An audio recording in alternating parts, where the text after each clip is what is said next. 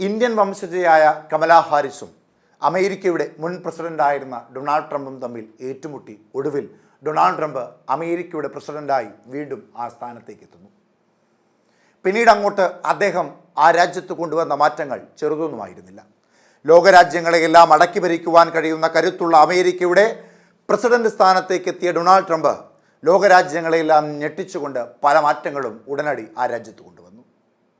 പല രാജ്യങ്ങളിൽ നിന്നുമായി കുടിയേറിപ്പാർത്ത അമേരിക്കയിലെ പലരെയും ആ നാട്ടിൽ നിന്ന് നാടുകടത്തി.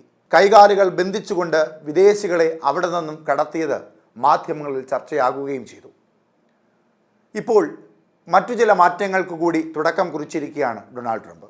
അമേരിക്കൻ തിരഞ്ഞെടുപ്പ് പ്രക്രിയകളിൽ കാതലായ മാറ്റം വരുത്തുന്ന എക്സിക്യൂട്ടീവ് ഉത്തരവിൽ ഒപ്പുവെച്ചിരിക്കുകയാണ് പ്രസിഡന്റ് ഡൊണാൾഡ് ട്രംപ്.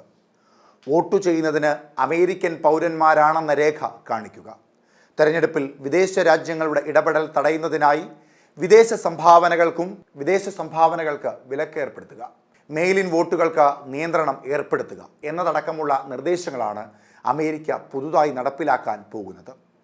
ഇന്ത്യ അടക്കമുള്ള രാജ്യങ്ങളിലെ തെരഞ്ഞെടുപ്പ് രീതികൾ ചൂണ്ടിക്കാണിച്ചാണ് ട്രംപ് രാജ്യത്തും പരിഷ്കാരങ്ങൾക്ക് തയ്യാറാകുന്നതെന്ന് റിപ്പോർട്ടുകൾ സൂചിപ്പിക്കുന്നു.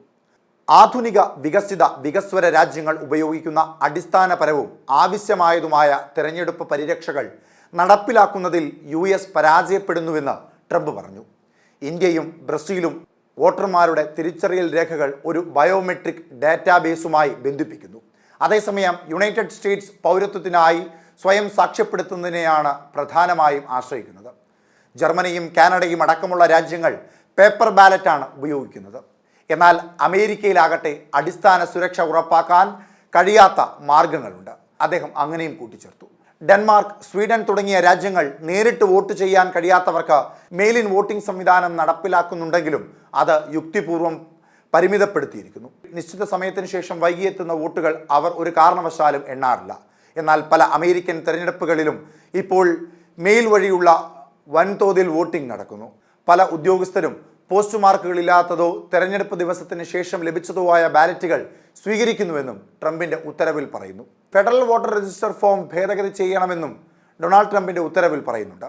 ഈ സാഹചര്യത്തിൽ വോട്ടർമാർ US പാസ്പോർട്ട് അല്ലെങ്കിൽ ജനന സർട്ടിഫിക്കറ്റ് പോലെയുള്ള പൗരത്വത്തിന്റെ രേഖാമൂലമുള്ള തെളിവ് നൽകേണ്ടതുണ്ട്. സംസ്ഥാനങ്ങൾ അവരുടെ വോട്ടർ പട്ടിക അറ്റകുറ്റപ്പണികളും രേഖകളും അവ ലോകത്തിനായി ഹോംലാൻഡ് സെക്യൂരിറ്റി വകുപ്പിനും ഗവൺമെന്റ് എഫിഷ്യൻസി വകുപ്പിനും കൈമാറണമെന്നും ഉത്തരവിൽ പറയുന്നു.